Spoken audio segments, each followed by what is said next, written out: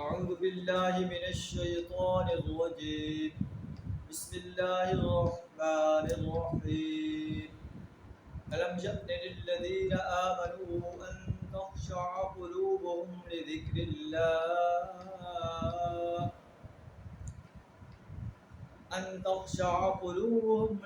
الله وما نزل من الحق ولا يكونوا كالذين أوتوا الكتاب من قبل فطال عليهم الأمد فقست قلوبهم وكثير منهم فاسقون. اعلموا أن الله يحيي الأرض بعد موتها قد بينا لكم الآيات لعلكم تعقلون. صدق اللہ العظیم. سورہ الحدید آیت نمبر 16 اور 17 آپ کے سامنے تلاوت کی. ان آیات کا ترجمہ کچھ اس طرح: الم یأن للذین آمنوا ان تخشع قلوبهم لذکر اللہ.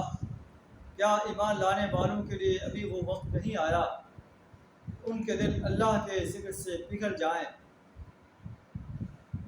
وما نزل من الحق، اور اس کے نازل کردہ حق کے آگے جھک جائیں. ولا يكونوا كالذين اوتوا الكتاب من قبل، اور وہ ان لوگوں کی طرح نہ ہو جائیں جنہیں پہلے کتاب دی گئی تھی. فطال عليهم الامد، پھر ایک لمبی مدت ان پر گزر گئی. فقست قلوبهم، ان کے دل سخت ہو گئے. وكثير منهم فاسقون، اور آج ان میں سے اکثر فاسق بنے ہوئے. اعلموا، خوب جان لو، ان اللہ یحیی الارض بعد موتها، اللہ زمین کو اس کے موت کے بعد زندگی بخشتا ہے. قد بینا لکم الآیات، ہم نے نشانیاں تم کو صاف صاف دکھا دی. لعلکم تعقلون، تاکہ تم عقل سے کام. ان آیات کے اندر ان کمزور اہل ایمان کو جذبہ دلایا جا رہا کہ تم دیکھ رہے ہو کہ اللہ کے وہ سچے بندے، سچے اہل ایمان اللہ کے دین کو غالب کرنے کے لیے اپنی جانیں پیش کر رہے ہیں، اپنے مال پیش کر رہے ہیں. تم بھی ان کے جذبات کو دیکھ کر آگے بڑھو. ان لوگوں کی طرح نہ ہو جاؤ جنہیں تم سے پہلے کتاب دی گئی تھی، بڑی لمبی مدت گزر گئی، وہ اپنی کتابوں کے احکامات کو بھولتے چلے گئے، ان کے دل سخت ہو گئے، اور آج ان میں سے اکثر فاسق بنے ہوئے ہیں اہل کتاب کی طرف. پھر فرمایا جا رہا ہے: اعلموا ان اللہ یحیی الارض بعد موتها، خوب جان لو کہ اللہ زمین کو اس کے موت کے بعد زندگی بخشتا ہے.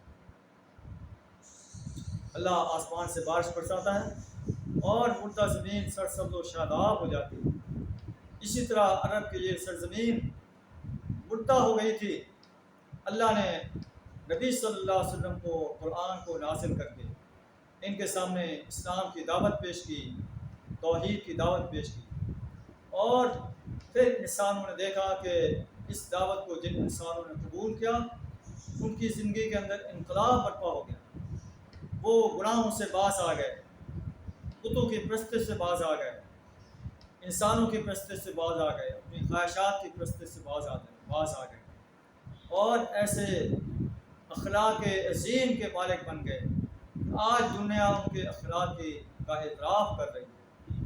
تو تمہیں بھی چاہیے کہ ان اہل ایمان کو دیکھ کر جو ہے اپنے دلوں کے اندر جذبہ پیدا کرو، اپنے مال اللہ کے راستے میں پیش کرو، اپنی جانیں پیش کرو، اپنا وقت پیش کرو، اپنی صلاحیت پیش کرو.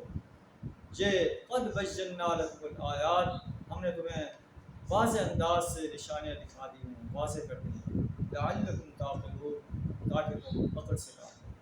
اللہ سبحانہ وتعالی ہمیں بھی اپنے جان، اپنا مال، اپنا وقت اور صلاحیت اپنے دین کو غالب کرنے کے لیے کھپا دینے کی توفیق کا. وآخر دعوانا الحمدللہ.